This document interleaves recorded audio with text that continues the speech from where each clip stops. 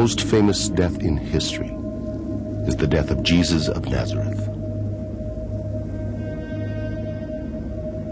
2,000 years ago, in 1st century Jerusalem, he was crucified by the Romans. The Gospels tell us he was buried in a tomb.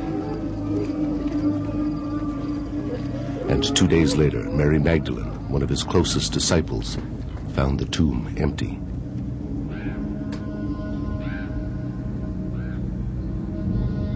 But according to the Gospel of Matthew, there was another story circulating after Jesus' death. And though the Gospel calls it a lie, it was rumored that Jesus' disciples secretly took their master's body, presumably to give him a permanent burial. If this is true, according to 1st century burial practices in Jerusalem, Jesus' body would have been taken to a rock-hewn family tomb. Given that he was crucified for insurrection, the reburial would have been done in secret by his closest disciples. Jesus' body would have been shrouded and left to decompose. 1 year later, his disciples would have returned, this time joined by his family for the final burial ceremony. Mary, Jesus' mother, would have attended the ceremony. Mary Magdalene would also have been there. His brothers, Simon, Joseph, Judah, and James would have prepared Jesus' bones for the final burial, placing them in a limestone coffin called an ossuary.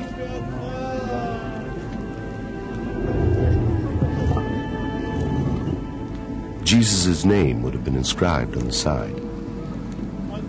His ossuary would then have been placed in a niche in the inner chamber, sealed away forever, deep inside his family tomb.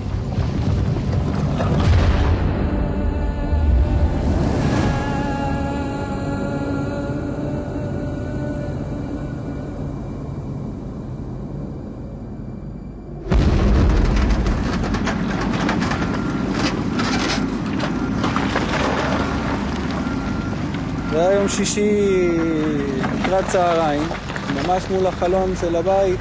זה היה אתר בנייה שהתחילו לבנות אותו. כדי לבנות היו עושים פיצוצים בהר, היו מפוצצים עם דינמיט את ההר, ואז בתור ילדים מסקרנות רצנו לראות מה קורה ואיפה זה. ואחרי שהיה את הפיצוץ וכל האבק שקע, מה שראיתי בעצם מרחוק בהר, ראיתי את איזה מערת קבורה, יש לה משולש עם העיגול, וזה היה הרבה יותר מכוסה. In the spring of 1980, in Tel Piot, South Jerusalem, construction blasting exposed the entrance to a burial tomb. It was 2,000 years old.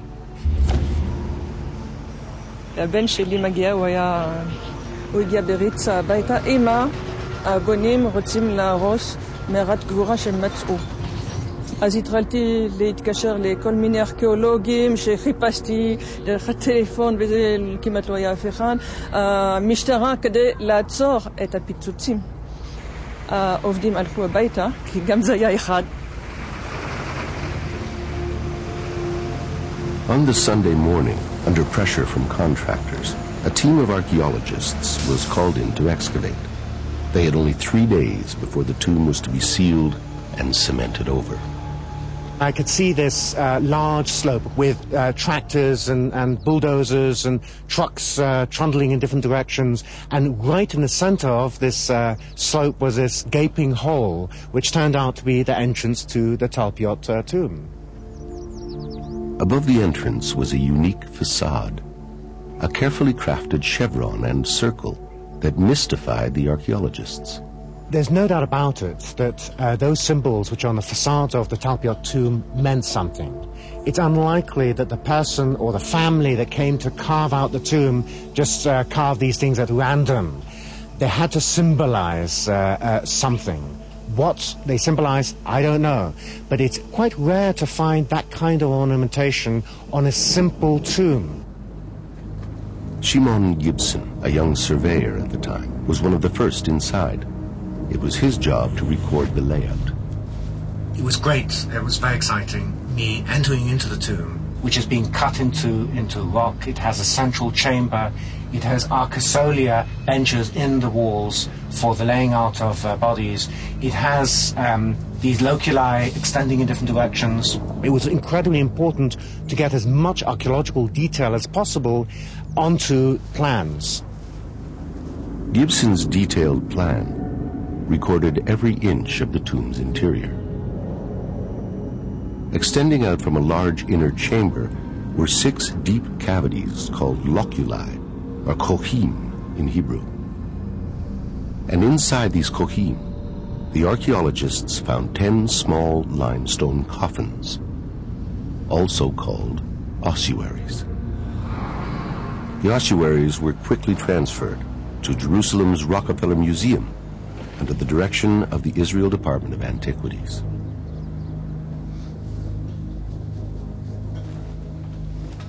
The bones and remains found inside were bagged and boxed and put aside for reburial. Certain decisions were made by the Israel Antiquities Authority that they would heed to the requests of the ultra-Orthodox Jewish community in Jerusalem and give over bone material which had been analyzed and examined by anthropologists for reburial.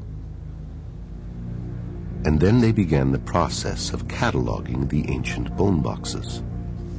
By 1980, over 1,000 ossuaries had been found, but only 20% of them bore the names of the dead.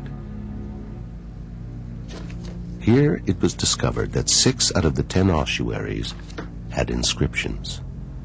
They are not monumental inscriptions. They're not intended to be seen and viewed by everybody, and they're not there to commemorate the dead.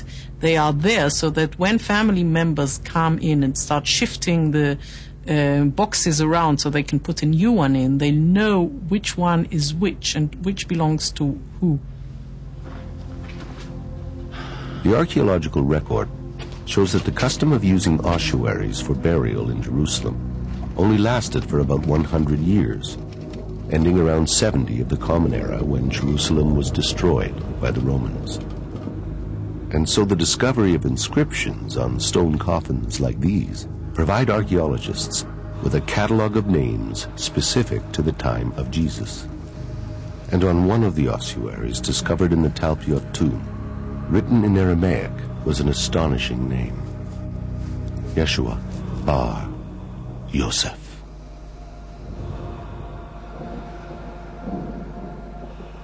Yeshua, or Jesus, son of Joseph. Yeshua bar Yosef. Now, when this was found, I think the archaeologists weren't too excited about it. The public would have been very excited, but they didn't hear about it. You found a Jesus, son of Joseph, ossuary? But it wasn't really talked about. Today, the Jesus, son of Joseph ossuary is in the hands of the Israel Antiquities Authority, or IAA, as are the rest of the stone coffins taken from the Talpiot tomb. Most of them have been locked away and stored in this massive warehouse. But why? We've assembled a team of scientists, scholars, and journalists to investigate the 10 ancient bone boxes and to find out why they've been ignored.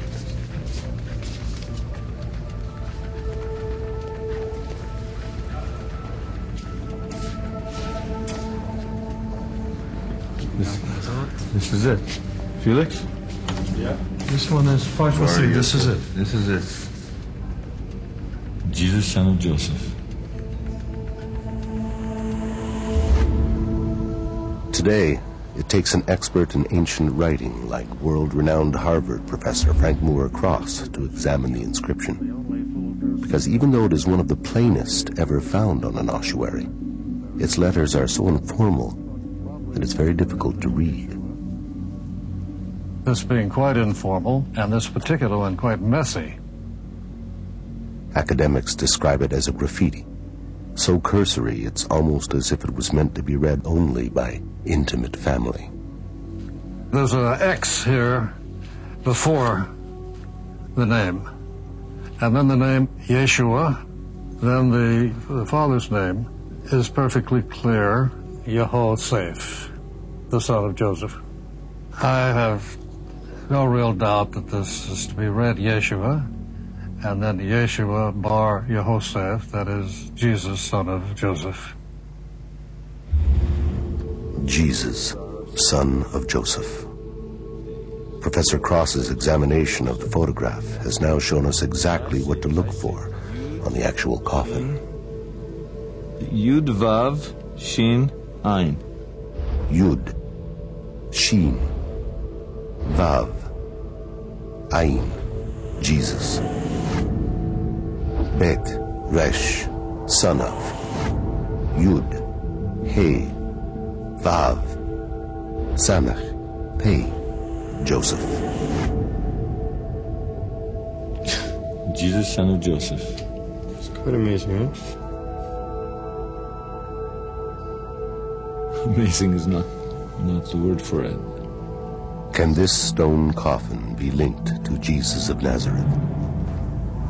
To answer that question, we have to examine all the archaeological evidence uncovered in this family tomb. Does it fit with Christian tradition? Does it challenge certain articles of faith? If the bones of Jesus were to be found in an ossuary in Jerusalem tomorrow, and without doubt, let's say they are definitely agreed to be the bones of Jesus, would that destroy Christian faith? It certainly would not destroy my Christian faith. I leave what happens to bodies up to God. It seems that Christians can accept the possibility that the remains of Jesus were transferred to a family tomb. Thereafter, he could have risen and appeared to his followers as the Gospels report. According to Christian faith, Jesus then ascended to heaven. In theory, the ascension could have been spiritual, leaving his body behind. In fact, those who take a strictly historical approach to the Gospels would expect to find Jesus' remains in his family tomb. When he's first buried, it's in a temporary tomb. And later, unless he somehow magically disappears and goes to heaven, which is a position of Christian faith, but if you're going to be historical and realistic, he would be put in a permanent place of burial as a good Jew. Okay? Well, the tomb, you have to have a family tomb. The family tomb of Jesus. If the ossuary found in the Talpiot tomb, marked Jesus, son of Joseph, did at one time contain the mortal remains of Jesus, then all the ossuaries in that tomb would have to belong to members of the Jesus family. On the other 5 ossuaries reported to have inscriptions, we should only expect to find names from the family tree of Jesus. Jesus was the son of Mary and Joseph. But what many people don't know is that according to Christian tradition, he had 2 sisters, Miriam and Salome. And the Gospel of Matthew tells us he had 4 brothers, Simon, Judah, James, and Joseph. His adoptive father, Joseph, was descended from King David. But Joseph most likely died in Nazareth and would have been buried there, not in Jerusalem. Jesus' mother Mary, Maria in antiquity, was also of Davidic descent. But unlike Joseph, according to later Christian tradition, she died in Jerusalem. And within the same tomb as Jesus, son of Joseph, a second name was discovered. First of all, it's an ossuary found in Jerusalem. The ossuary is now housed in the basement of the Israel Museum. As you can see, the script is very simple. The Hebrew letters that create this name are Mem. Mem is for M. Resh, like R. Yud can be I or Y. And Hey, in Hebrew, it's like H in Latin, English. That makes Maria. Maria. And it's one of the rare examples of that name on ossuary in Israel. Maria, Mary, found in the same family tomb as Jesus, son of Joseph. Could this be the Virgin Mary's ossuary?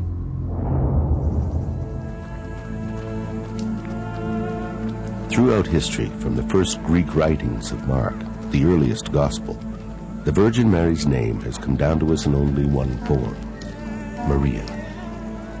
It is a Latinized version of the Hebrew, Miriam. After Jesus' death, Mary continued with his teachings and must have gathered a large following. In those times of religious transition, Roman converts also began to follow Jesus. And so as her popularity grew amongst his followers, Mary's name was Latinized. That is why the New Testament records her name as Maria. Written in Hebrew, the name Maria is very rare, but it's exactly what was found on the ossuary in the Talpiot tomb.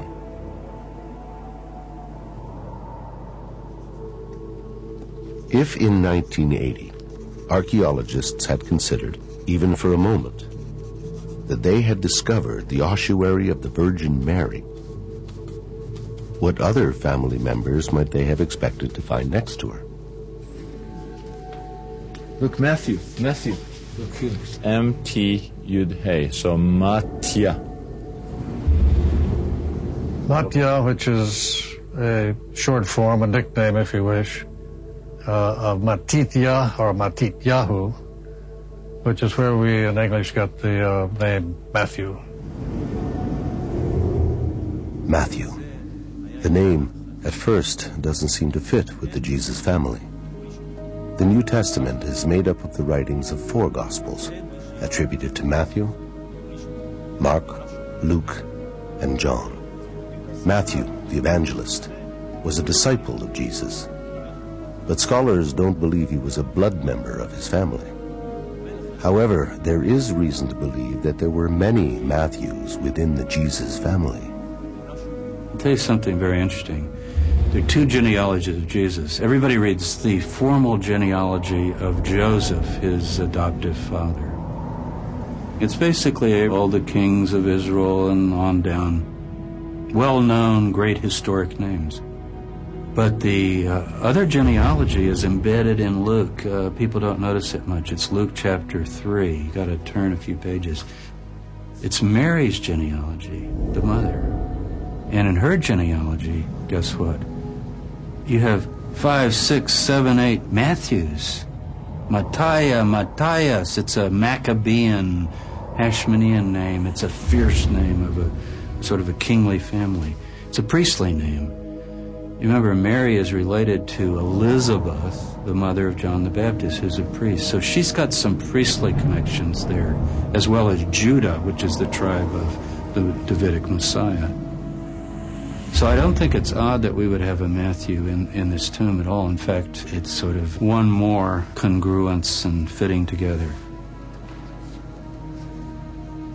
In fact, unlike Matthew, many biblical names like Isaac or Jonah would have virtually disqualified the tomb as the Jesus family tomb, because they do not appear anywhere in Jesus' genealogy.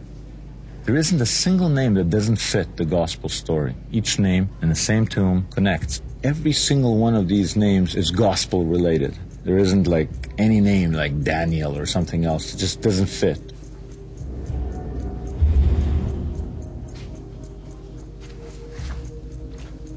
On 3 ossuaries, 4 names had been uncovered: Joseph, Jesus, Mary, and Matthew. And then on an ossuary found deep within the tomb, another name was discovered. This inscription says Yosa, with a hey in the end. It's a diminutive of Yosef. There is no question about it. As an ossuary inscription, this would probably be quite unusual. If I'm publishing in English, I say, okay, there's a Joseph. Well, there's not just a Joseph. It's Yosei. Now, in Hebrew, Yossi in Israel today is quite common. Yossi, Joseph. Like Joey. But Yosei you will never hear. And you didn't hear it in the ancient world either. The Yod, the E becomes a Yosei. Guess where we know that name?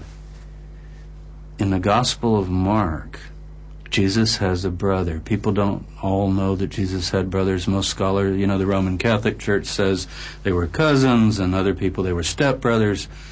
But most of the historians and the biblical scholars have pretty well now admitted Jesus had brothers. They're named in the Gospels, the four brothers, James, Joseph, Jude, and Simon. But the Joseph in Mark, only in Mark, our earliest Gospel, it's not Joseph, it's Yosei. Yosei, or Josie in the English, was the brother of Jesus. But the Gospels don't tell us much more than that. He disappears after 3 brief citations. What happened to Yosei is a mystery. But if the ossuaries from the Talpiot tomb belong to the Jesus family, then Yosei has finally been found. Of all the ossuary inscriptions ever discovered, there is only one with this unique spelling of the nickname Yosei. Look. Clear as day, it's Josie. And that's an incredible thing, because according to Jewish law, if someone has a nickname, you have to put their nickname on their tombstone or casket. And it's the nickname that appears here right next to Jesus, son of Joseph. The brother was known as Josie, not Joseph, and it's exactly in the same configuration right here. Josie, Yosa.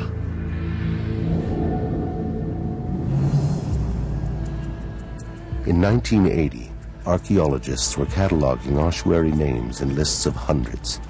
And from this tomb, they now had Yosei, a rare nickname given to the brother of Jesus; Maria, a rare Latinized version of Mary used in the Gospels to refer to Jesus' mother; Mattia, a version of Matthew that, as it happens, was common in Mary's family; and Jesus, son of Joseph.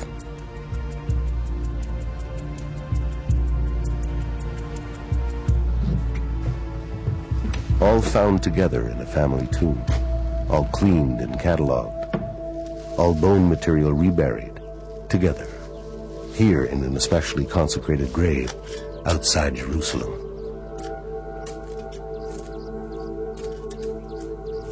All the ossuaries were then crated and stored for decades on warehouse shelves.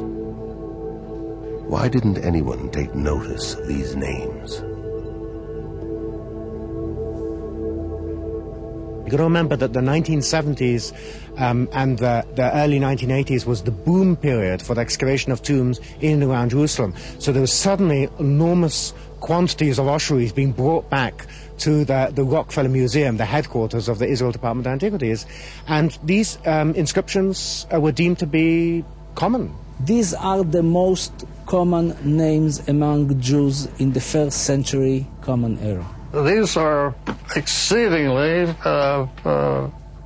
popular names in the period. All the facts that we have is that there is a cluster of names that resemble many of the names that we find in the New Testament. The other fact is that we find these names in many other places. So suggesting that this tomb was the tomb of the family of Jesus is a far-fetched suggestion, and we need to be very careful with that. All the tombs around Jerusalem, unfortunately, with construction, are slowly getting exposed and in some cases destroyed. So it's not so far-fetched that a construction crew would have uncovered the tomb of Jesus. It can happen. I think we have to consider it. While the statistical probabilities have been argued, they have never been examined by statistical experts. Until now. Andrei Feuerwerker is a professor of mathematics and statistics. From ossuaries and other sources, he's gathered every name known from the time of Jesus. By noting how often each name occurs, he can statistically evaluate the names discovered in Talpiot. One of the things that's fairly interesting about this particular tomb site is that from a lay point of view, if one looks at the specific names that occur in the cluster, and if one focuses just on the names individually, one can very well come away with the impression that there is nothing the least bit unusual about this particular cluster. But the correct way to analyze this is to look at all of the names in unison. According to statistics, if we were on a crowded street in ancient Jerusalem and called out the name Jesus, there would be approximately a 4% chance that a Jesus would be there. If we were to call out the name Mary, we would have a 25% chance of finding a Mary. Not bad odds.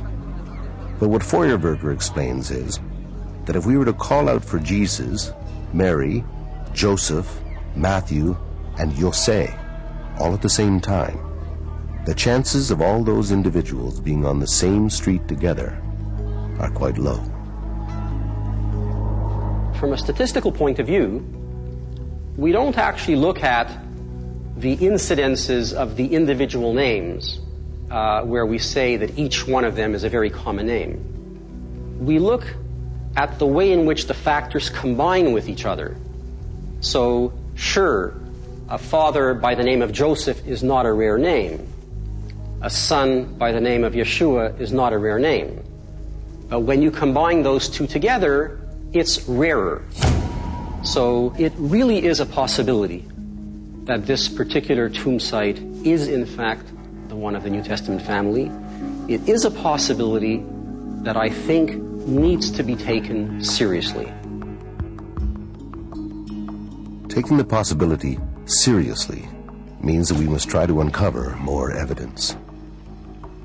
And one way to do that is to find the Talpiot tomb. But more than 25 years ago, the tomb was reburied, sealed, and cemented over. A huge complex of apartments was built on top. Even if the tomb can be located, it may well be impossible to get into it, sitting under meters of concrete and foundation. Poring over architectural plans decades old and cross-referencing the IAA archaeology reports, our team believes they've discovered the underground location of the Talpiot tomb. The Talpiot site is perfectly situated halfway between ancient Jerusalem and Bethlehem, the two cities most important to Jesus and his family. It would have been an ideal location for his family tomb, considering that surviving members would have traveled from both cities to visit the burial site. If you think about it, it's perfect. It's right between Jerusalem over there, where Itai is, and Bethlehem is over there. This is where, if I was a member of the Jesus family, this is where I would want to be buried. Okay? So we know that there's a tomb right over here, right? Our research shows that in 1980, 2 tombs were discovered on the Talpiot site. The roof of the second tomb had been partially destroyed by construction, but it was sealed up again and not excavated because of time constraints and pressure from religious groups to keep it undisturbed. The archaeological reports showed that this second tomb is 20 meters north of tomb number 1. The apartment blueprints show that tomb number 1 is located under a patio and beside a bedroom wall. This, we believe, is the tomb we're looking for. Now, we know that one of the tombs is under the patio. We know that there's pipes coming out. That's where you come in. There's some potential. Crude IAA sketches suggest that both tombs may have had access pipes installed before building continued above them. It's common for pipes like these to be added at the request of rabbis in response to the Orthodox belief that spirits need a clear passage from a tomb. We're going to go down however many feet it is till we hit bottom. I mean, once we're down there, if the drawing is accurate and we've got that curve in that pipe, the camera's going to go down the curve, we're going to see what's there. My concern is that those pipes are bogus, that whoever built it just built pipes there to make rabbis happy. Oh yeah, the souls can move, and there's nothing there.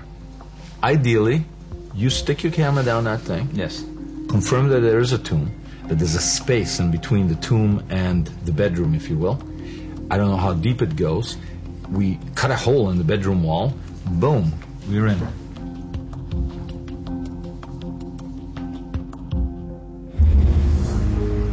Okay, let's do it, and let's do it fast. Neighbors getting interested in what we're doing. We've obtained permission from the tenant to give us access to the Talpiot apartment we pinpointed in the blueprints. You know, I can't believe anybody would live over 2 anyways. I don't know where it is. We've only been given 2 days. It's over here. Come on. This is it. This is it. Yeah, this is it. Listen, we need a tape measure. That one. This is the real thing. It goes now. Look at this. We're 7 feet, 8 feet. Some resistance, but that's not the bottom. There's more. What's blocking that? This isn't a dummy plate. Bill Tarrant is our expert with probe and remote-operated cameras. Even if the access hole is as small as 1/4 of an inch, Bill can get a camera inside.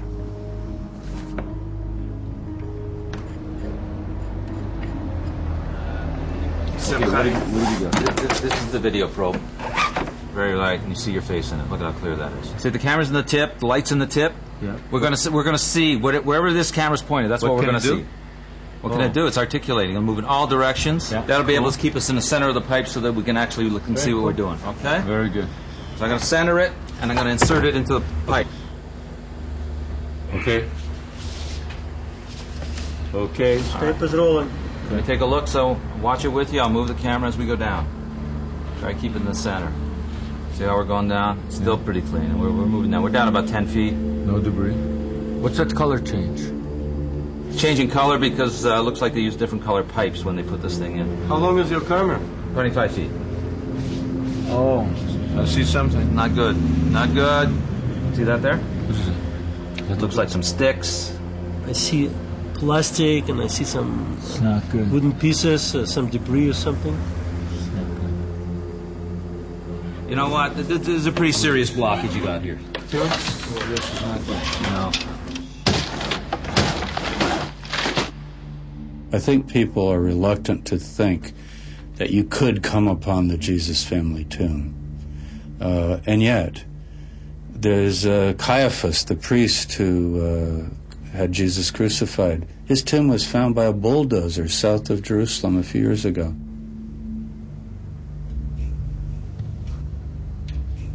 In December of 1990, construction workers uncovered an ancient burial cave from the 1st century. Inside, there were 12 ossuaries.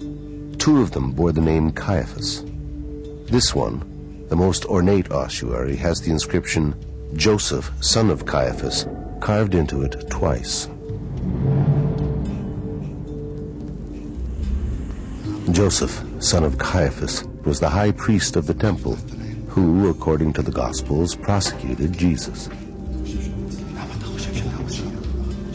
From his point of view, Jesus was a dangerous false Messiah who was leading the Jewish masses into a confrontation with Israel's rulers in Rome.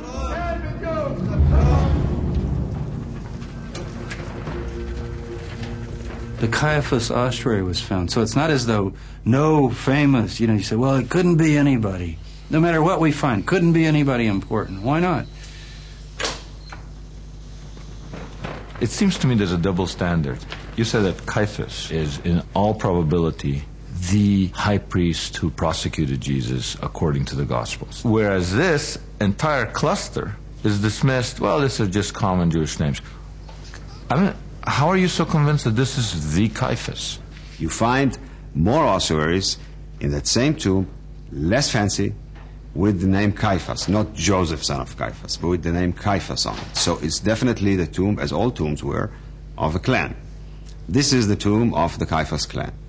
One of them could have been, should have been, Joseph, son of Caiaphas, the one that we know from the New Testament. And the adornment on the ossuary shows you very clearly that it is of a different standard. So, a fancy decoration convinces you that this is the Caiaphas of the... Caiaphas is not that common name. It's not as common name as Jesus, Joseph, John, or Mary. It is a rare name. It's a name that we know from both Jewish sources and from the New Testament. And it is good in dating and timing for that period, and it could be that one.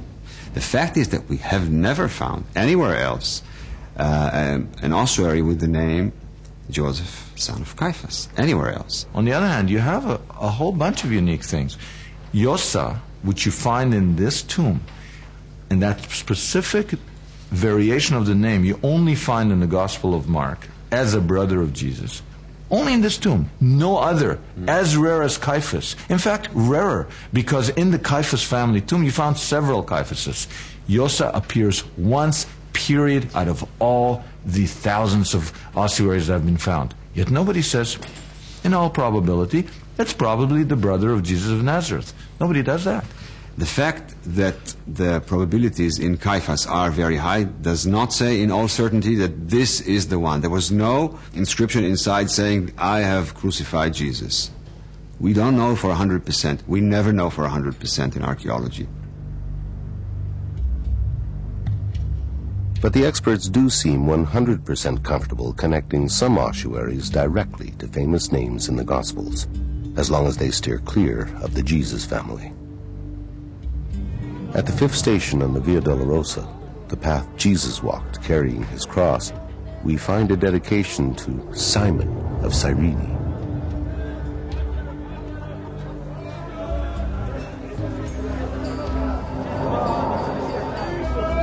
It is here that there was a moment both historic and intimate between Jesus and a man called Simon.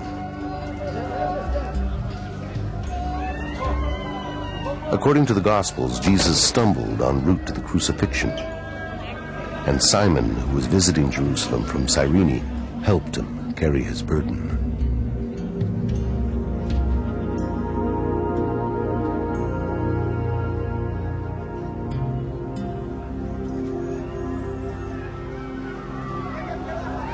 Simon and his son Alexander became early followers of Jesus. Experts agree that their ossuary has been found. Strangely, it sits ignored under an archival shelf in the back of a university building. Well, we have a nice ossuary that was found in 1941. One of the inscriptions clearly says, Alexander, son of Simon, Alexandros Simonos. That one that's clearly incised is right here, Shimon. You can see it very clearly. Right, Shimon. And apparently the chalk, which is on the other side and is essentially faded, does have the two names, Alexander at the top, Simon below, which would indicate that both of these individuals were put in this ossuary. On the lid of this ossuary, the place name Cyrene in modern Libya is inscribed. Simon of Cyrene is mentioned in the New Testament helping Jesus with carry his cross. If scholars have generally agreed this is his bone box, this is it, then this is one of the most important artifacts in Christendom. Why is it sitting under somebody's table? Part of it is that it was found many years ago, in 1941. That was long before there were even popular magazines on biblical archaeology for the layman. So it escaped the popular attention. You have to have a publicist. You have to have somebody that says, boy, this is something, let's put this out, right? Yeah, so it ends up sitting in a storeroom. It ends up sitting in a storeroom. Maybe we'll be able to see that green charcoal if we get the light over here on this and be able to read it this time. Okay. Some more. Oh, good. Yeah, bring that over. Oh, look at this. Simca, come here. Look at this. Forget the green for a minute. Look. This is incised. Oh, my. I don't think that's published. It's not published, is it? No. It's not in any of the publications. On the ossuary of Simon of Cyrene, the man who helped carry Jesus' cross, we found the same symbol that is carved over the entrance to the Talpiot tomb, the tomb that housed the ossuary inscribed, Jesus, son of Joseph. I mean, I've never heard this anywhere. Look, I'm in shock. Wow. Well, I didn't expect it. I was trying to read the green letters. I wasn't looking for signs of early Christianity. Signs of early Christianity. Is this a symbol that predates the cross? Is it possible that the symbol marking the Talpiot tomb became the symbol of the Jesus movement? It is if the tomb belongs to Jesus and his family. Nothing. Look, nothing. It's not What going else anywhere. we give it? Anything move? And I think it's the plastic.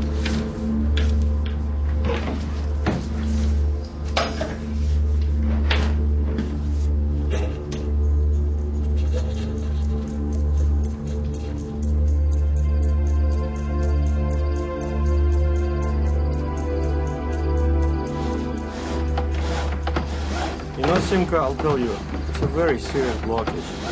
Simcha, you know, we're at the point now. I think we got to call on a plumber. We're gonna break into the tomb with a plumber. You got a better idea? Itai. Yeah. We need a plumber. Now? No, nobody will come now. It's almost 9 p.m. So call him now and bring him tomorrow. This is crazy. Start with the plumber. What else we got to do?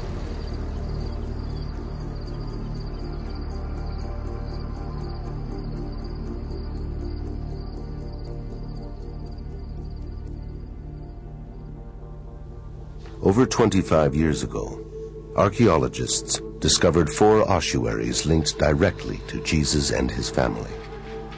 Then, on a 5th ossuary, they uncovered another inscription. The inscription has 2 parts. The second part reads Mara, while the first part is a diminutive of Mariamne. And although no one had ever seen this name on an ossuary, it was translated as just another version of Mary. Mary, also known as Mara.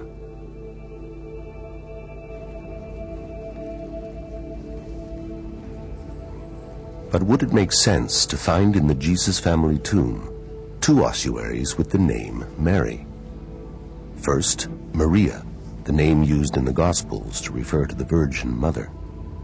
And the second, a unique spelling of both Mary and the name Mara.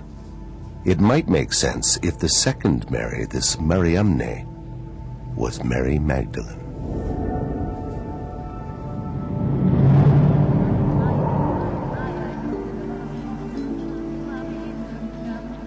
Mary Magdalene comes down to us in the New Testament as not just a name, but a name and title.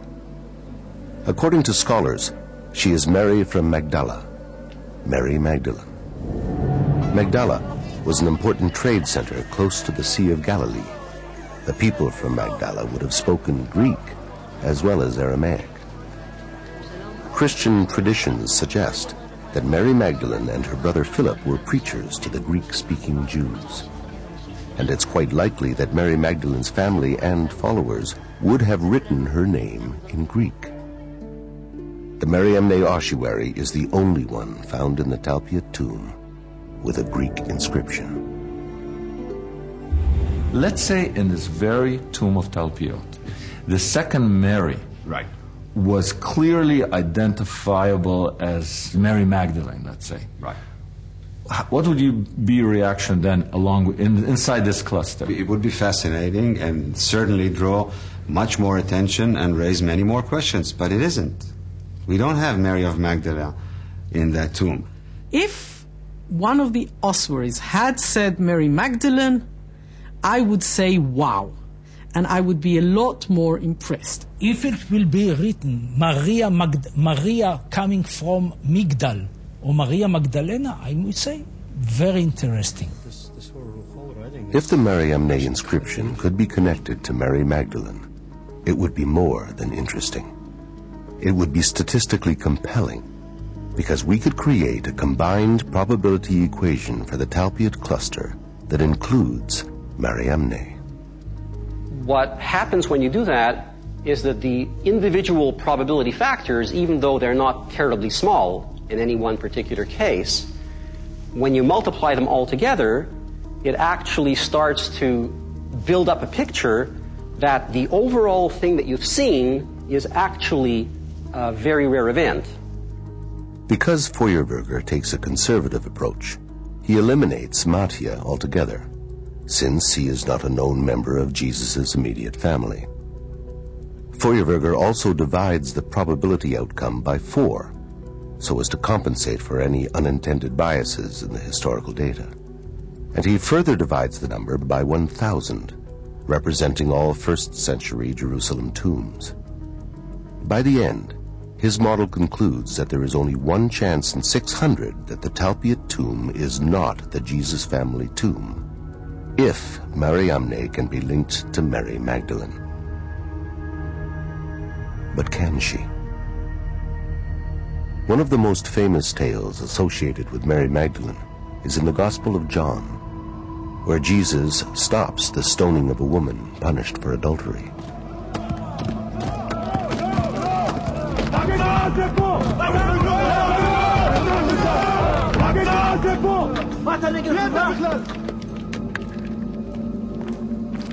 But there is no indication in the text that the unnamed woman is Magdalene.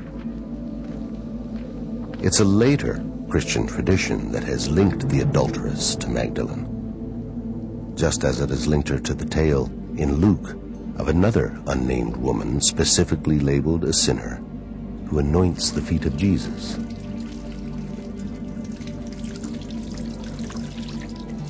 Drying them with her hair.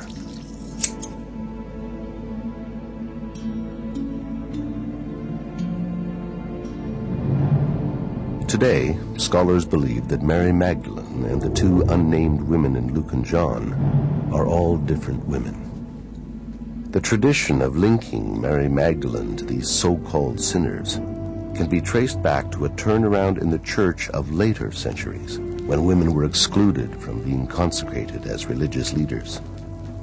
Previous to that time, women were ordained.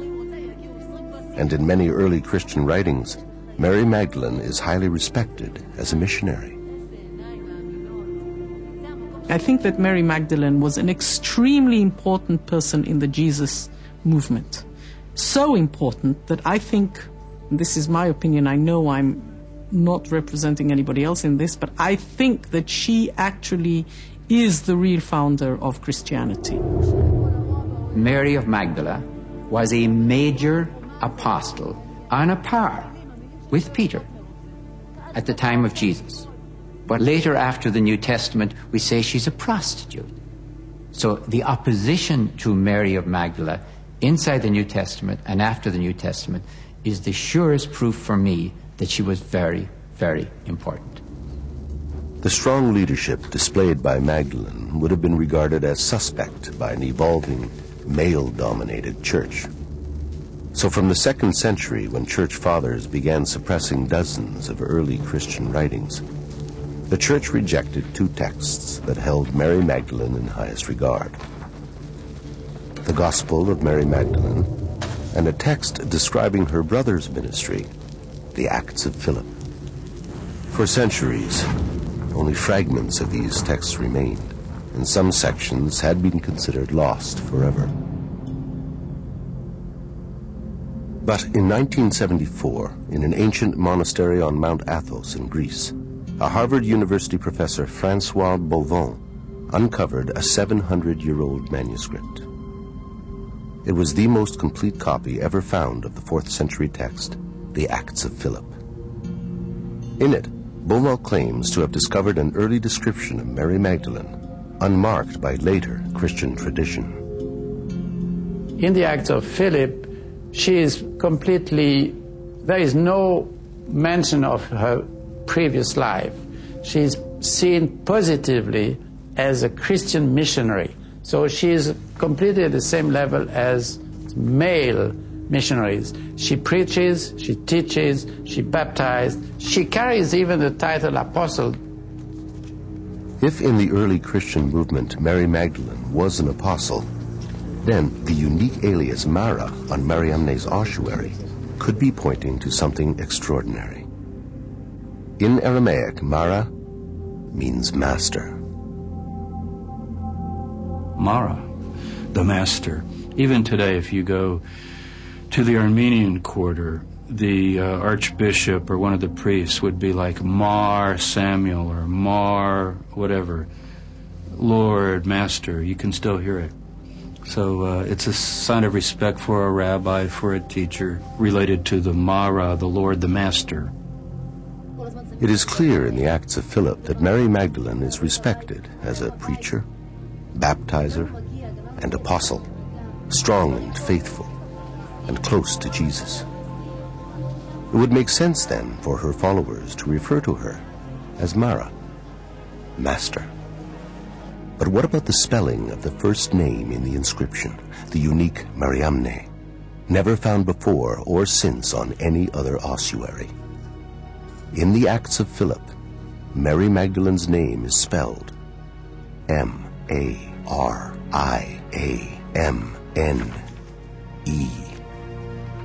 Mariamne. Mariamne is the same woman as Mary of Magdala or Mary Magdalene in the Synoptic Gospels and in some non-canonical texts like the Gospel of Mary, Pistis Sophia, etc. The Acts of Philip seem to explain all the mysteries behind this inscription. But if this is really the ossuary belonging to Mary Magdalene, then there's one more thing that needs to be investigated. The common held belief, based on medieval tradition, is that after the death of Jesus, the disciples were expelled from Judea and scattered to many lands, traveling and spreading the word of God.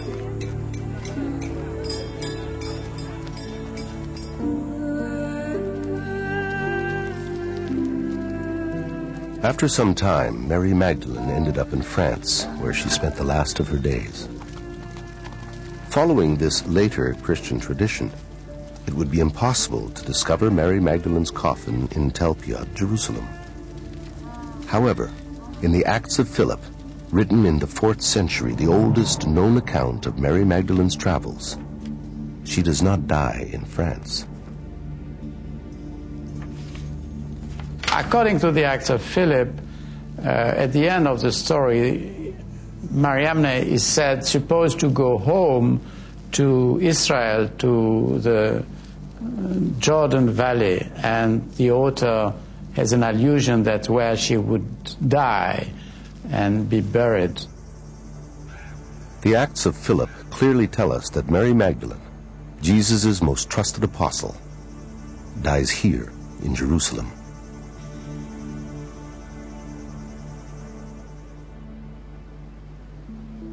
Would it really be that implausible to find her buried beside Jesus in the tomb of the Jesus family?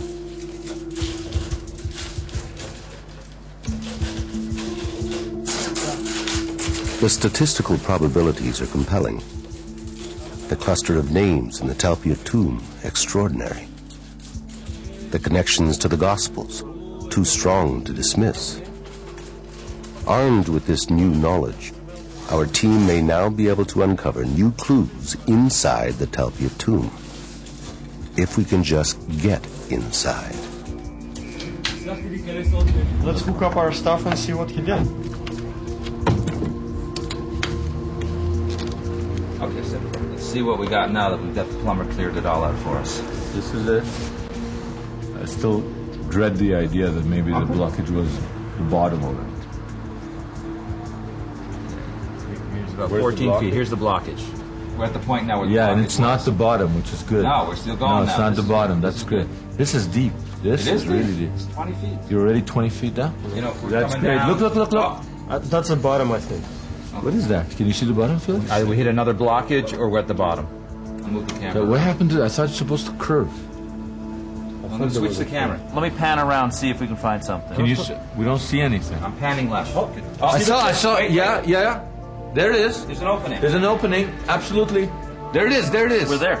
This is it. That's it. We're in the tomb. We got the tomb. We're right in front of the facade. We're in. Oh my God. There it is. That's the tomb. That's not a facade. Wait a minute. Oh my God. You know what? That's not the entrance to the tomb. We're in the tomb. You're in the tomb. Yes, absolutely. That's it's the tomb. All right, here. This is one sec. It's the tomb, man.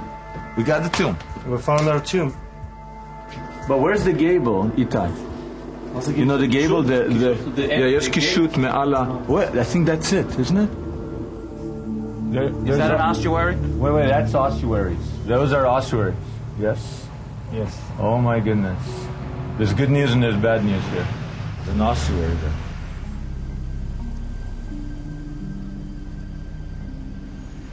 Well, what does that mean? Well, it means we're in the wrong tomb. Our tomb is empty. So, what are we gonna do? It's the wrong We're in tomb. the wrong tomb, man.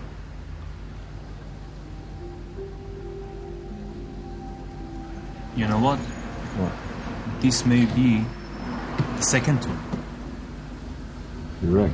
This may be The one we thought was 20 meters north, we're in the second tomb. Right. Our tomb is 20 meters south of here. The good news is no one's ever seen a tomb from the time of Jesus in pristine condition.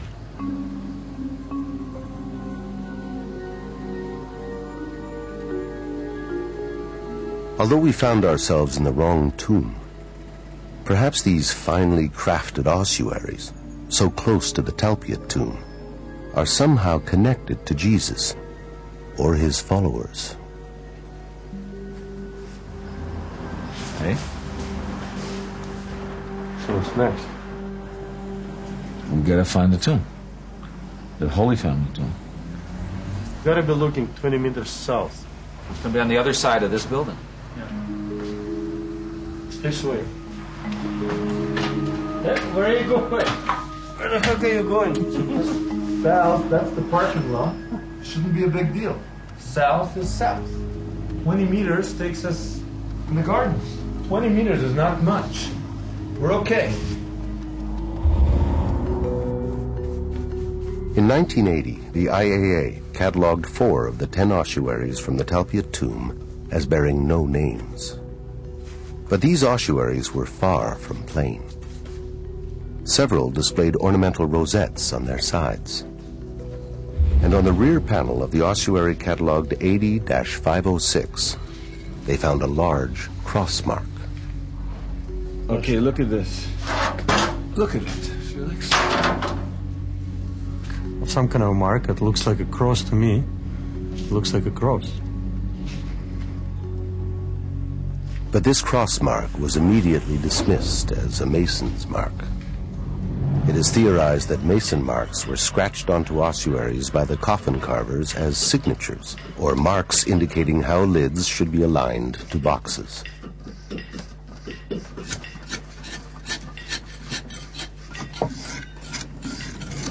This one has nothing to do with Christianity. It's just a scratch. It's very common. It's just a sign of the Mason, I believe. And that's because crosses simply aren't Mr. accepted as crosses I in the produced Christian it sense and it belonged on to any me. archaeological Maybe remains it was dating even before the before 4th century. The common belief among archaeologists and historians is that there is almost no archaeological evidence of early Christianity until the 4th century, 300 years after the death of Jesus.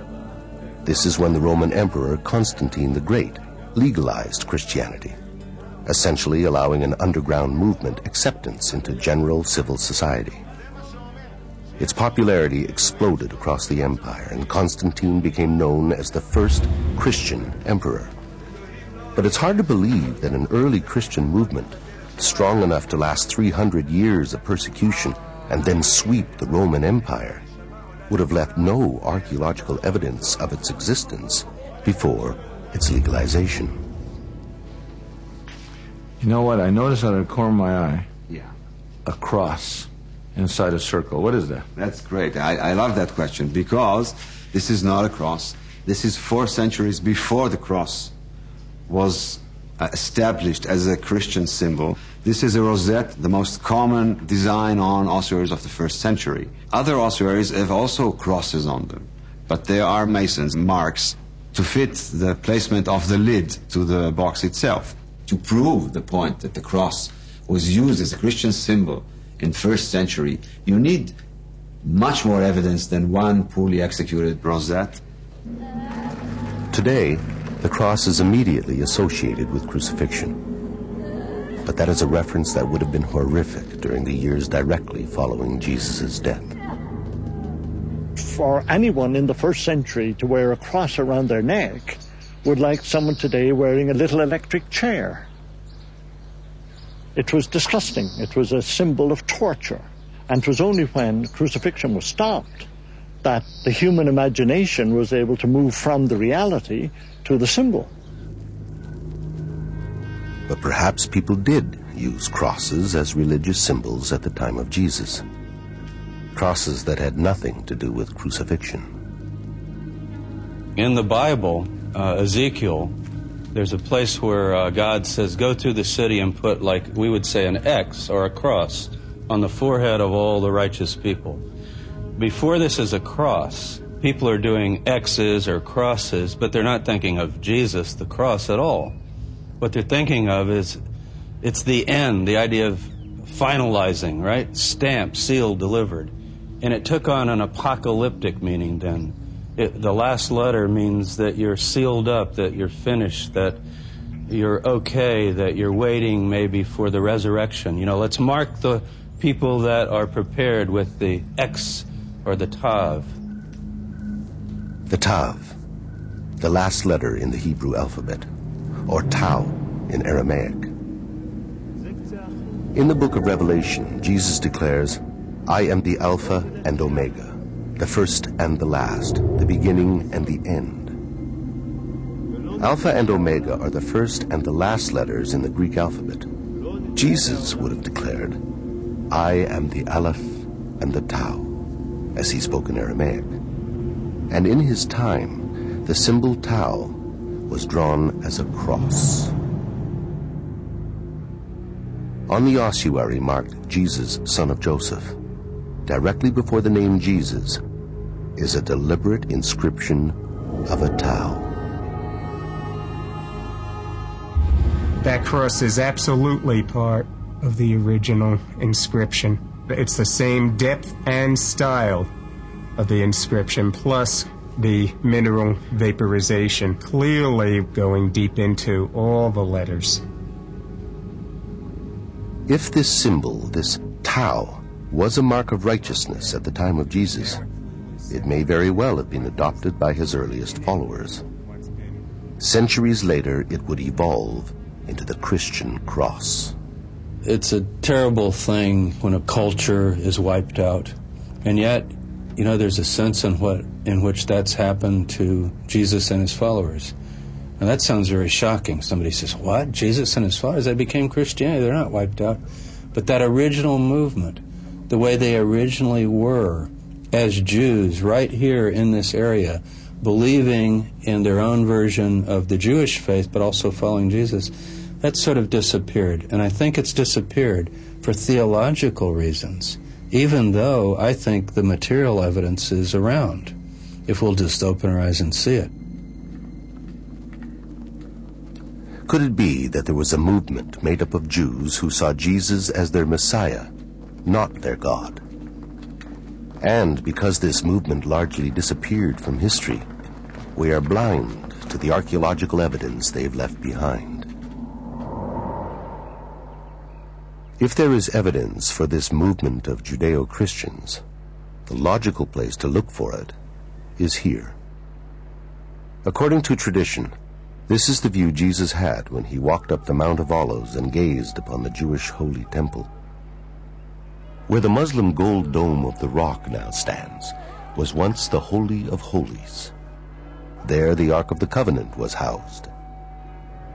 According to Luke, Jesus looked at the temple, foresaw its destruction, and wept. Where he wept is here, Dominus Flevit, a holy site on which Franciscan monks built this monastery in 1891. This spot would have been the perfect place for a Judeo-Christian cemetery. Overlooking the temple, they were sure Jesus would come back to rebuild. That's good. In 1953, while renovating, the Franciscans discovered a 2,000-year-old cemetery. This ancient necropolis was partially excavated by a well-known archaeologist named Bellarmino Bugatti. Bugatti claimed that these ossuaries belonged to some of the earliest followers of Jesus. If this is a early Judeo-Christian cemetery, then that means that our tomb is not sitting in some kind of archaeological vacuum. It's really part of a network of cemeteries. This can provide an archaeological context for our tomb. In this network of tombs, the Franciscans discovered a bone box with an inscription naming one of the most famous early Christians, Simon Bar Yonah. Now, I don't know if everybody will recognize that immediately, but Jesus said to Simon Peter, who's venerated later as the Pope and the head of the church, "You are Simon Bar Jonah, blessed are you, Peter." See, his name is not Peter, that's a Greek word. His name is Shimon, Shimon Bar Yonah.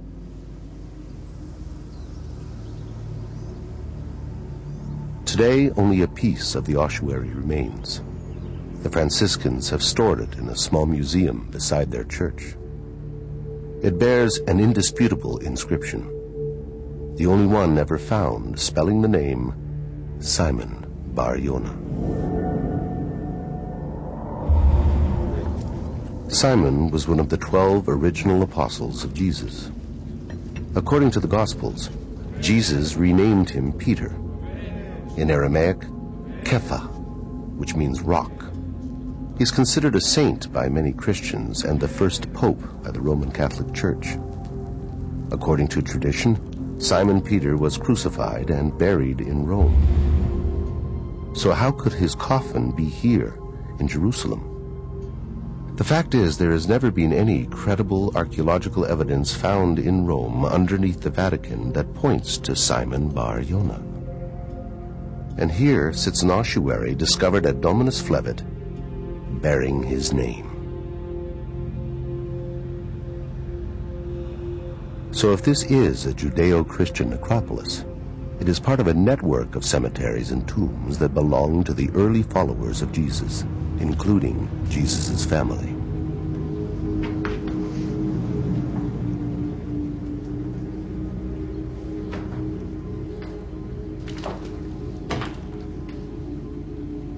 Okay, you're not going to believe this. You're not going to believe it. I'm imagining it. Can you see? Now I see. It's a symbol from the tomb on an ossuary. This is incredible because the angle and the thing is identical. It's identical. And the dot inside. And the dot is deliberately inside. The inverted V with a dot in the middle, the symbol from our tomb, right on an ossuary from what is suspected an early cemetery of the followers of Jesus. To find this symbol displayed on an ossuary here, in the necropolis of Dominus Flevit, directly connects it to what is believed to be some of the earliest evidence of Christianity. As to who may have been buried in this ossuary, and whether or not he knew the Simon of Cyrene who displays the same markings on his bone box, or the Jesus son of Joseph whose tomb has been emblazoned with the same symbol, we can only speculate.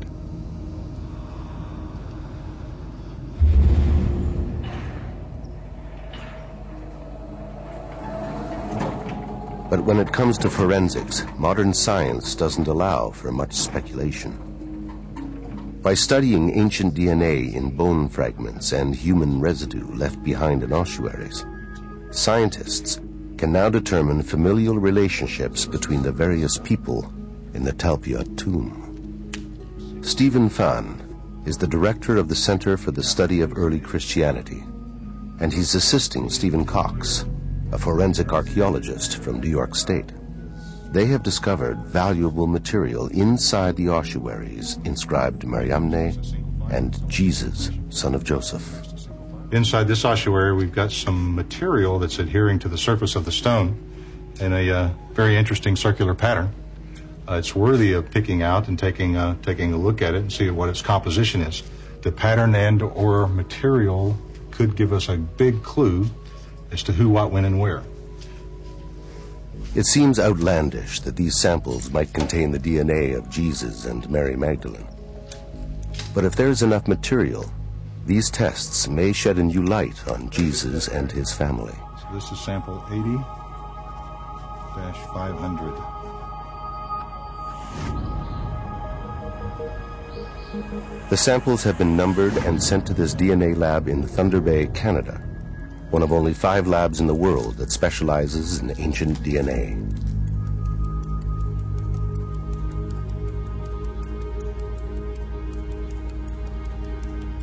The scientists don't know that the samples belong to a Jesus, son of Joseph, and a woman who might be Mary Magdalene.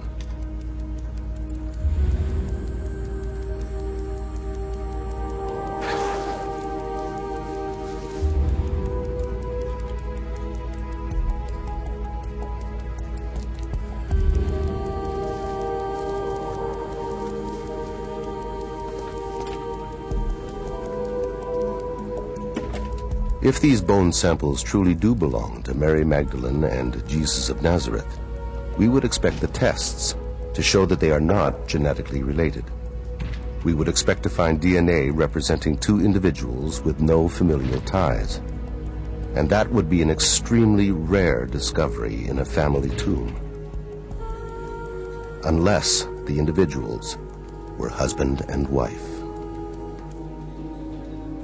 Okay, so we received the samples that you sent up, and when we first examined them, they didn't look very good, very dry, very desiccated, very small and very fragmentary. And so for that reason, it was going to be very difficult for us to do the analysis. We then went on to start to process the samples and try to understand the quality of the DNA. Is it going to be viable for analysis? In this particular case, we found the DNA was fairly degraded, fairly damaged. And for that reason, it limits what type of work we can do. The question now, is there enough DNA material to create a significant profile? To obtain the maximum amount of information, the biologists will try to recover what they call nuclear DNA from the bone cells.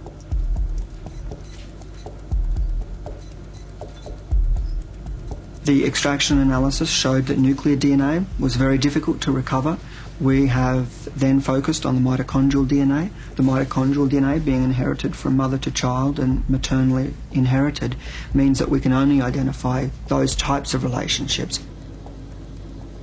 The bone material is too degraded to recover DNA from the nucleus of the cells. And so the DNA extraction is now focused on the bone cell's mitochondria.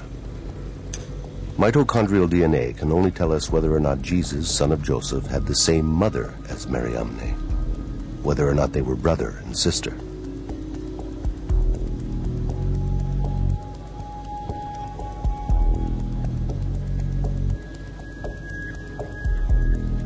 If the biologists cannot recover mitochondrial DNA from the bone cells, the test will have to be aborted. And we will never know the true relationship between Jesus and Mariamne. We have indeed been able to achieve results. We got the mitochondrial DNA. It was very fragmented, very small amounts of DNA. We were able to amplify it, we were able to sequence it. We then went on to clone those sequenced DNA fragments, and by cloning the DNA, we're able to then compare many, many copies together. And that increases the validity of the work, and that way we're able to compare the sequences between that one individual and the other individual. And that's essentially what we've done, and I can show you the results here today. Okay, so what we have here is we have 2 sequences, just representative sequences, one from each individual. And what I'm going to show to you here is some of the variations between the 2 individuals. And so we have a polymorphism here, this G and the A. A polymorphism is a variation between this sequence and another sequence, or a variation between this sequence and the reference sequence. We use a polymorphism to indicate or identify a mitochondrial profile. And this polymorphism shows one difference between the 2 individuals. We also have another polymorphism here, where we have a T and a C, showing another polymorphism difference. So we have a number of polymorphisms that show differences between the 2 sequences. We can then conclude that these 2 individuals, they're not related. or at least not maternally related. They do not share the same mother. It can't be mother and child. It can't be brother and sister. So for these particular samples, because they've come from the same tomb and we suspect it to be a familial tomb, these two individuals, if they were unrelated, would most likely be husband and wife.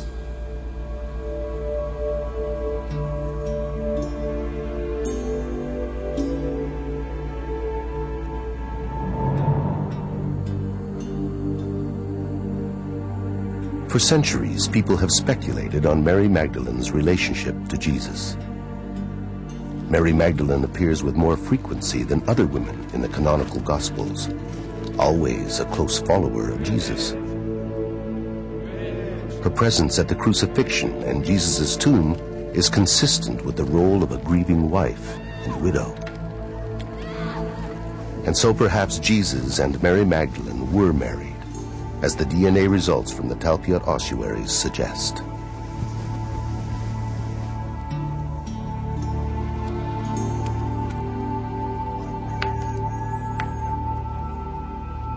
And perhaps their union was kept secret to protect a potential dynasty. A secret hidden through the ages. A secret we may be able to uncover in the Jesus family tomb.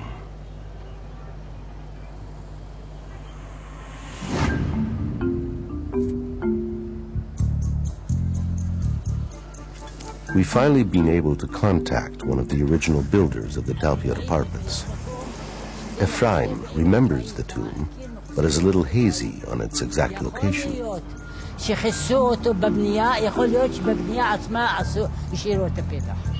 between the two buildings? לא בנו מעלה? לא. ואתה זוכר שזה לא שם ולא שם? לא, זה בין שני הבניינים האלה. Okay, he says it's right between these two buildings. Let's try. Between the apartment complexes is a large garden with high terraces, and it's in this area that Ephraim states the tomb is located. מאחוריי? אז אולי פה. בוא אני אבדוק. But on which terrace is the question? אתה לא תוכל להחזיק מעמד. לא טוב. זה יש דלת של מערה. לא רואה כלום. מה זה האבן החומה? הצבע החום.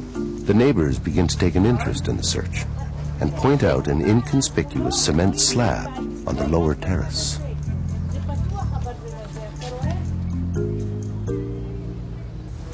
יכול להיות שזה... אבל מבחינת בנייה, יש לזה... מה עם זה? מה עם הפקק הזה? זה יכול להיות תחת הפקק? Could it be under the cement thing? Ephraim explains that the slab has no structural purpose, but he's interrupted by an almost prophetic visit from a blind woman who's lived in the apartments since their construction. הנה פה. זאת המערה? זאתי המערה. כן? איך את יודעת? איך את יכולה להיות כל כך פתוחה? מה זה? אני זוכרת אותה. היא הייתה פתוחה וילדים פה נכנסו ויצאו ובאו וסגרו את זה. את יודעת אם הם מילאו את זה עם בטון או ששמו חול בפנים או שסתם סגרו? נראה לי שהם רק סגרו את זה. זהו, ואת בטוחה שזה פה, כן? פה, 1,000,000% שזה פה. 1,000,000% certainty. That's all we needed. If we could remove this inconspicuous cement slab, we just might find ourselves staring into the entrance of the Jesus family tomb.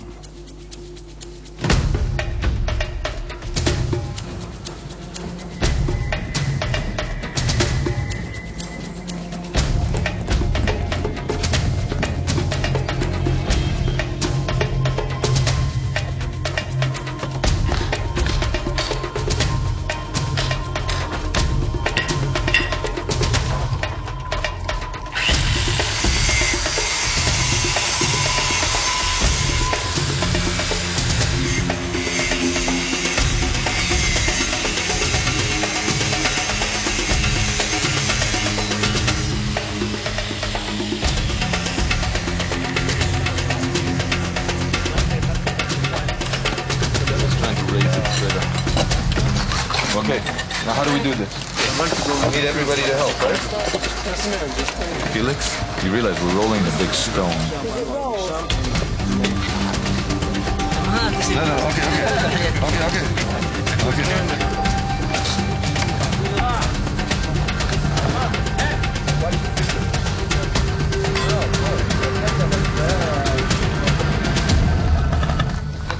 It's unbelievable. This is it.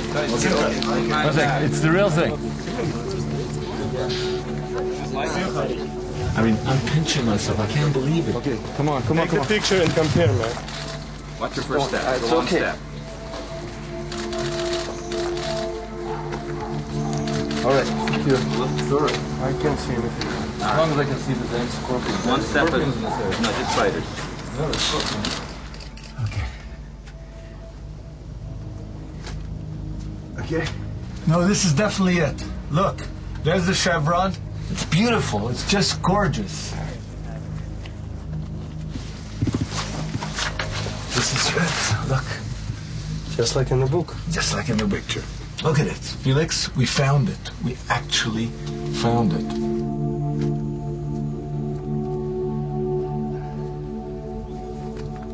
I'm going in.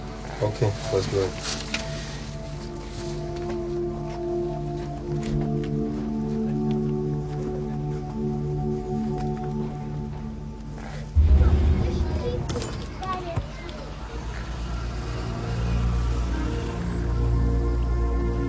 The opening of the tomb, 26 years after it was found, coincides with another twist in the story. One of the Talpiot ossuaries has disappeared. Counting these, 1, 2, 3, 4, 5, 6, 7, 8, 9, 10. We have 10 ossuaries here. Each. But the visits to the Bet Shemesh warehouse have turned up a strange error in the records. I went to the storerooms of the Israel Antiquities Authority in Bet Shemesh. They provided me with this computer sheet which indicates that from this tomb there are 9 items. It says it quite clearly. Number of items, 9. And it has the description of these ossuaries and where they're located in the storerooms. Somehow, somewhere, one of the Talpiot ossuaries went missing. And it is with this missing ossuary that a new mystery begins. Perhaps the ossuary was stolen. Maybe a worker at the site in 1980 had light fingers. Ossuaries can fetch fairly high prices in the antiquities market. And in October 2002, a chalky limestone ossuary surfaced from a private collection. It bore the inscription, James, son of Joseph, brother of Jesus. Oded Golan, a well-known collector, stated that he had bought the ossuary from an Arab antiquities dealer in the old city of Jerusalem decades before, but had been unaware of the significance of the inscription. It was among the first ossuaries that I have in my collection. I didn't put any special attention to this ossuary because the 3 names which are mentioned on the ossuary, which are Yaakov, Yosef, and Yeshua, are very common name in the first century. And therefore, I couldn't even think that it could belong to the family of Jesus. And at the same time, I never knew that Jesus had a brother or siblings of any kind. After Jesus' death, his brother James took over his ministry and gathered a large following as the undisputed leader of the Jesus movement. Later Christian writings tell us that he was respected by early Christians as well as the Jewish Pharisees. And first-century Jewish historian Josephus spends more time on James than on Jesus. But just like his brother Jesus, it was fear of his religious popularity and influence that led to his death. In what was widely viewed as an act of judicial murder, the temple high priest Ananus condemned James and had him executed in Jerusalem by stoning.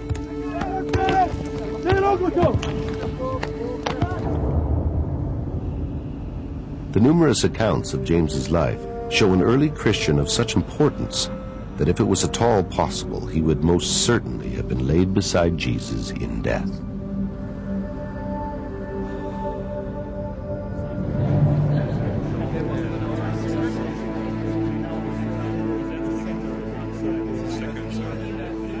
It wasn't until 2002 that a highly credited scholar viewed Oded Golan's collection and suggested that the James ossuary might belong to the family of Jesus of Nazareth.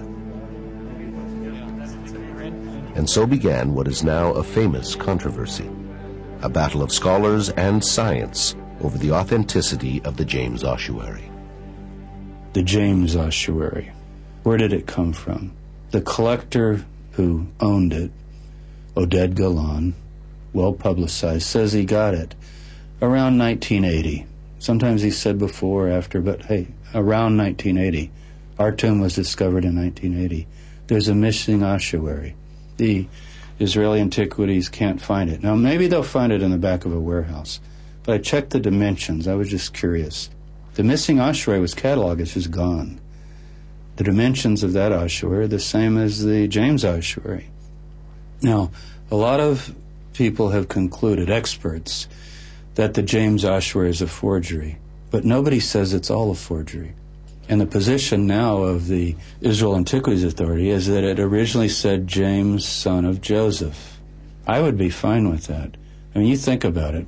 We've got these 6 names. If the James, son of Joseph, forget brother of Jesus. See what the ossuary says, James, son of Joseph, brother of Jesus. Some people say, well, the brother of Jesus, maybe that was at it. It wouldn't matter. Obviously, it'd be the brother of Jesus. You got a Jesus, a Joseph, a James, son of Joseph, if it were from this tomb. Now, we're speculating, but the time is right, the name is right, and that, I think, would really make it fairly clear that this is the Jesus family. But what would it take to determine whether the James ossuary originated in the Talpiot tomb? The date and the recorded dimensions are extremely suggestive, but it's the patina that should prove the case one way or another. Over time, in a tomb, minerals and sediment accumulate on ossuaries. This accumulation is called patina, and it can be scientifically analyzed to produce a chemical and mineral fingerprint specific to an ossuary or tomb. Every ossuary discovered in a particular tomb will have the same patina fingerprint. The samples taken from the James ossuary show certain trace materials such as titanium and iron that are unique to the James ossuary. If the James patina matches the ossuaries from the Talpiot tomb, it will be strong evidence that the James ossuary is the missing bone box and belongs to the family of Jesus. Dr. Charles Pellegrino has come to the Bet Shemesh warehouse in Israel Jesus of Nazareth, known as to collect patina samples from the Talpiot tomb ossuaries. I can get a lot of the debris from here. Charlie, that's patina. That would be good. Yeah. Yes, excellent. This is 8503, the inscription of Jesus, son of Joseph. It's just one of those moments where you're struck to a kind of silence, knowing that you're holding the chemical history from the ossuary that may actually have contained the remains of Jesus of Nazareth. At Dr. Pellegrino's request, we commissioned a collection of random patina samples to determine whether the Talpiot tomb patina is really distinct. This mosque patina, that is plenty for Charlie to work in on electron microscope. If the random samples do not match the Talpiot ossuaries, while the James samples do, then the statistical probabilities that the Jesus family tomb has been found will be overwhelming. If it were possible to obtain evidence that the James ossuary might be this missing ossuary, then this would have a very strong additional degree of evidentiary value. I would say that that would be an absolute slam dunk if that were in fact shown to be the case. The Suffolk Crime Lab is a leading American CSI lab involved in solving modern-day crime mysteries. Today, it will use its forensic expertise to determine how the patina from the James ossuary and the patina from the random samples compare to the Talpiot ossuaries. Did you see that piece? Yes. That had sort of like that tunnel running through it? Yes. Do you want to take another sample out of this container, or is that sufficient? Yeah, I think that's enough. All right. Yeah, I think that'll do. Yeah, meant it just as is. So that piece will be good to look at. But right now we're just taking other samples of the accretion from inside the ossuary. Iron is part of the signature that gives the soil that distinctive color. We now have it from this tomb. We have it from the ossuaries from this tomb. We're just taking other samples, and we're going to look at them under the scanning electron microscope and ping them with the electron microprobe.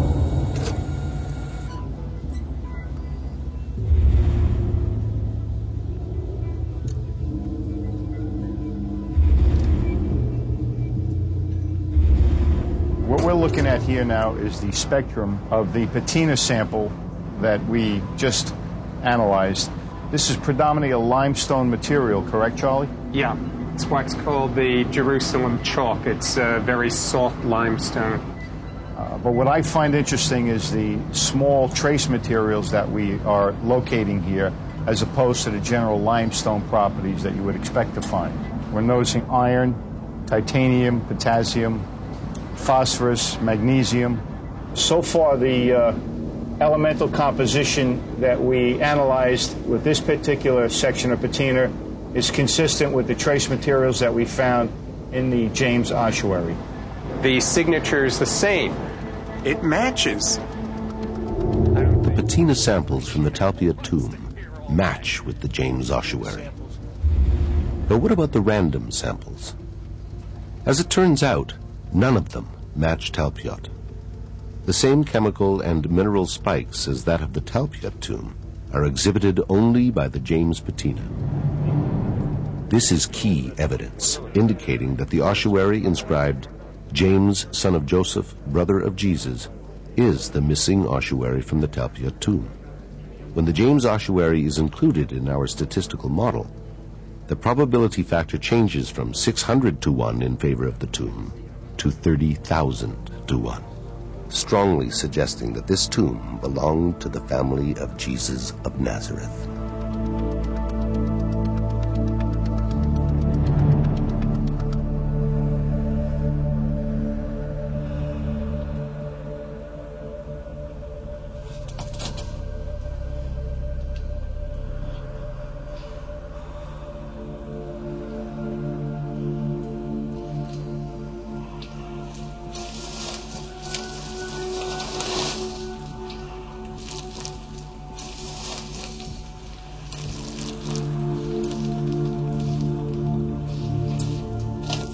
Oh my God.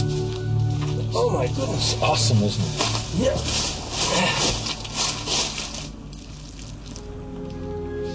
It's look, 1, 2, 3, these niches, the kochim, 2 here, 2 here, 2 here, exactly 6 all in all. Look, 2 death niches where you lay out the body, Jesus' body, Mary's body would have been there. Look at this. And then look over here. Hey, this is it. This is absolutely a jewel of a tomb. Look at that, it's pretty deep, man.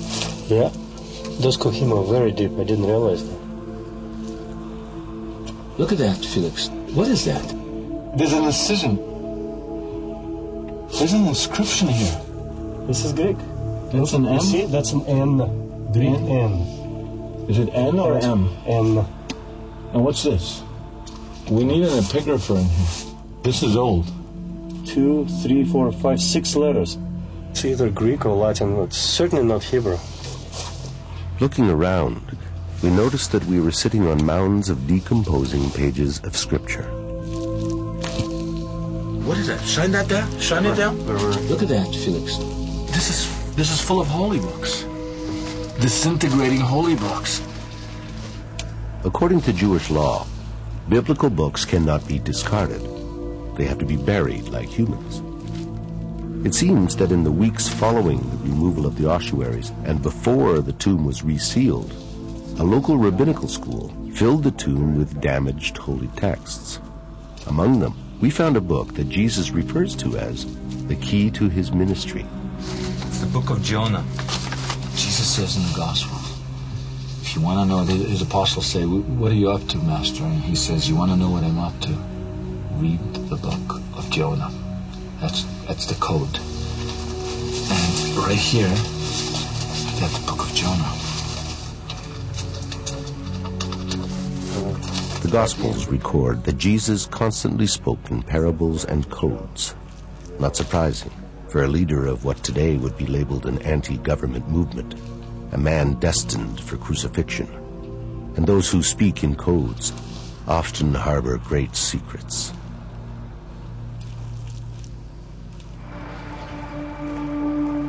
During the rushed excavations in 1980, archaeologists removed from the Talpia tomb the last ossuary with an inscription. The ossuary belonged to a child. At the IAA Rockefeller Museum, the inscription was translated, Yehuda Bar Yeshua. Yes, Yehuda Bar Yeshua comes into English as Judah, son of Jesus.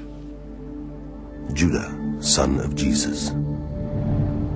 The New Testament doesn't say that Jesus had a son, but perhaps in this instance, archaeology forces us to throw a different light on the New Testament.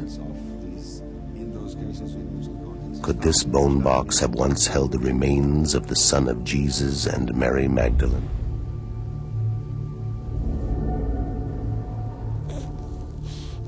If Judah was their son, his existence would most certainly have been kept secret.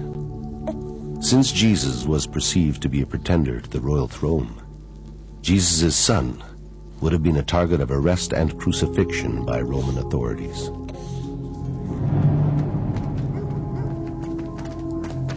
It was a time of great persecution. Anyone associated with Jesus' ministry was threatened. His cousin, John the Baptist, beheaded. James, the brother of Jesus, stoned to death. Simon, another brother, crucified. If they were parents, Jesus and Mary would have known that leaking knowledge of the birth of their child would have put the child at terrible risk.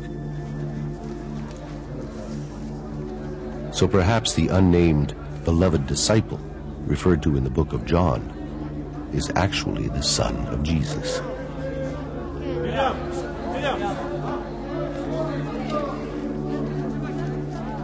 Who remains unnamed in the text to conceal the child's lineage.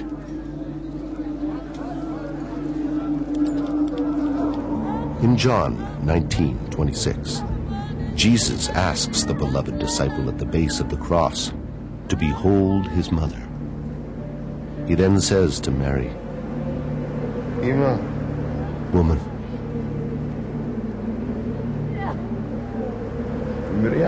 behold your son. Traditionally, this scene has been understood as Jesus addressing Mary, his mother. But can this be later theology? Could it be that Jesus was talking to Mary Magdalene, his wife, asking her to protect their son?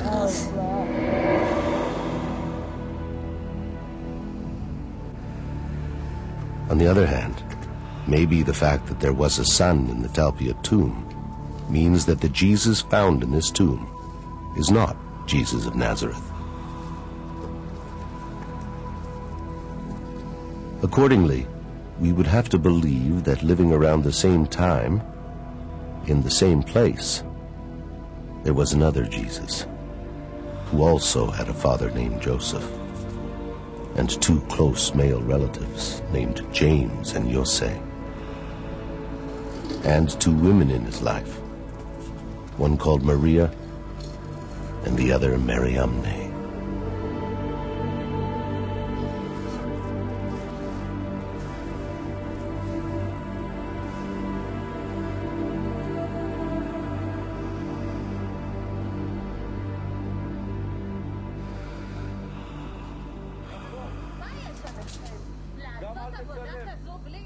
What's that noise? think they're getting upset that we're in here. I'll go talk to them.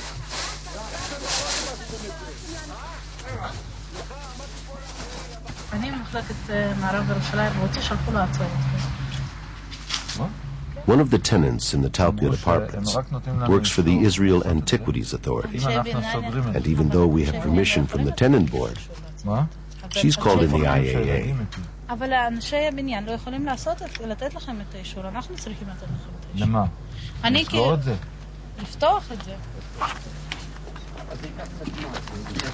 It was the Talpiot apartment owners who, concerned for their children's safety, arranged for this tomb to be sealed. A tomb that the IAA had left open in 1980. Obtaining permission from the IAA to open a tomb they never sealed seems unnecessary. But despite our pleas, we were asked to cover it again. Okay, תמשיכו, לסגור, רק לסגור, לא לפתוח.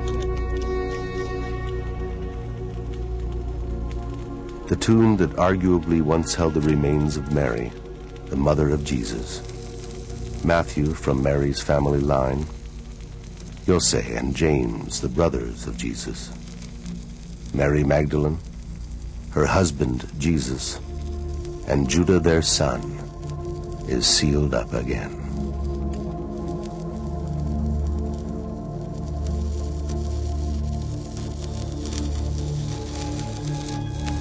Who knows what secrets are still inside, and for how long they will be kept hidden under the Talpiot apartments.